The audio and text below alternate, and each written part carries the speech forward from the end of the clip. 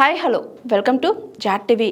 అసెంబ్లీలో మాజీ మంత్రి deputy floor leader Harish Rao చెప్పిన శ్రీశ్రీ కథ ఇదే. నిజంగా శ్రీశ్రీ గారు బతికి ఉంటే కాంగ్రెస్ వాళ్ళు చేసిన మోసాన్ని చూసి ఇట్లా రాసేవారేమో. రాహుల్ గాంధీ మాట నమ్మి, ప్రియాంక గాంధీ భాష నమ్మి కాంగ్రెస్ కు ఓటు వేసిన నిరుద్యోగికి ఎంత కష్టం, ఎంత నష్టం. ముఖ్యమంత్రి ఢిల్లీ వారే జాబులేమీ రాకపోయే, కడుపు మండి ర్యాలీ తీస్తే లాఠీ చార్జీ చేస్తుండాయే, తలలు తగి నెత్తురాయే, అశోక్ నగరే చిత్తడాయే. కాంగ్రెస్ కు ఓటు వేసిన నిరుద్యోగికి ఎంత కష్టం, ఎంత నష్టం అని అసెంబ్లీలో అన్నారు హరీష్ రావు. సమాధానాన్ని దాటవేసే ప్రయత్నం చేశారు అధ్యక్ష.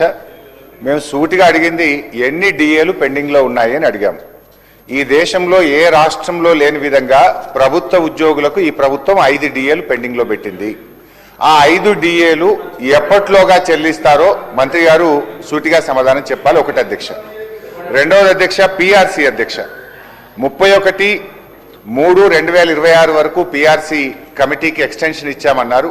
31 అంటే ఇంకొక 7 రోజులు 8 రోజులు ఉంది అధ్యక్ష. మళ్ళీ ఎక్స్టెన్షన్ ఇస్తారా? కనీసం ఇప్పుడైనా రిపోర్ట్ తీసుకొని, మీరు ఎలక్షన్ మేనిఫెస్టోలో చెప్పినట్టు కాంగ్రెస్ అధికారంలోకి వచ్చిన 3 నెలల్లోగా కొత్త పిఆర్సీ ఇస్తామని చెప్పారు. దాదాపు 3 ఏళ్లుగా వస్తా ఉంది అధ్యక్ష. మళ్ళీ ఎక్స్టెన్షన్ ఇస్తారా? దయచేసి ఇప్పుడైనా ఆ కొత్త పిఆర్సీని మళ్ళీ ఎక్స్టెన్షన్ ఇవ్వకుండా ఉద్యోగస్తులకు అందించాలి.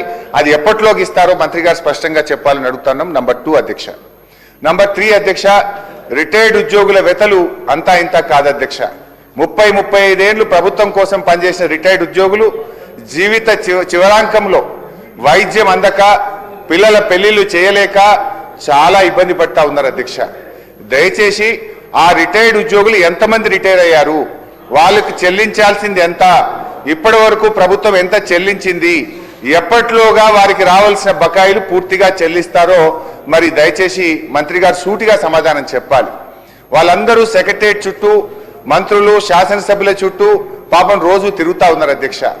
రిటైర్ అయిన తర్వాత ప్రశాంతంగా జీవితాన్ని గడపాల్సినటువంటి రిటైర్డ్ ఉద్యోగులు ఇలా రోడ్ల మీద కూర్చొని ధర్నాలు చేయాల్సినటువంటి పరిస్థితి ఏర్పడతా ఉంది అధ్యక్ష. సో దయచేసి నేను ప్రభుత్వాన్ని కోరేది ఒకటే అధ్యక్ష, మీరు రిటైర్డ్ ఉద్యోగులకు డబ్బులు ఇవ్వడానికి నిధులు లేకనా లేక మనసు లేకనా నాకైతే అర్థమైతలేదు అధ్యక్ష. ఫ్యూచర్ సిటీకి 1,00,000 కోట్లు ఉన్నాయంటారు, మూసీకి 1,00,000 కోట్లు ఉన్నాయంటారు, అందాల పోటీలకు డబ్బులు ఉన్నాయంటారు, ఫుట్బాల్ షోకులకు డబ్బులు ఉన్నాయంటారు. వాటన్నిటికీ డబ్బులు 3వ క్యాంప్ ఆఫీస్ మీరు కట్టుకుంటారు, ముఖ్యమంత్రి గారు 100 కోట్లతో క్యాంప్ ఆఫీస్ కట్టారు. సరే మీరు కట్టుకోండి, మాకు అభ్యంతరం లేదు. కానీ ఎందుకు ఈ ఉద్యోగుల పిఆర్సీ డిఏలు పెండింగ్ లో పెడతా ఉన్నారు? ఎందుకు రిటైర్డ్ ఉద్యోగుల ఉసురు పోసుకుంటున్నారు?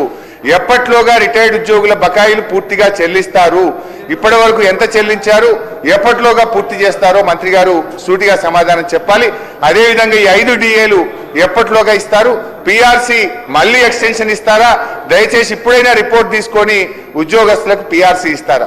ఆనాడు కేసీఆర్ గారు ఐఆర్ ఇచ్చారు, మరి మీరు ఏమన్నా ఐఆర్ను పెంచైనా సరే ఉద్యోగస్తులకు ఏమైనా మరి వారికి రిలీఫ్ ఇస్తారా అని చెప్పి మీ ద్వారా ముఖ్యమంత్రి ఉప ముఖ్యమంత్రి గారిని కోరుతా ఉన్నది. లైక్ చేయండి, షేర్ చేయండి, కమెంట్ చేయండి అండ్ సబ్స్క్రైబ్ చేయండి GRTV.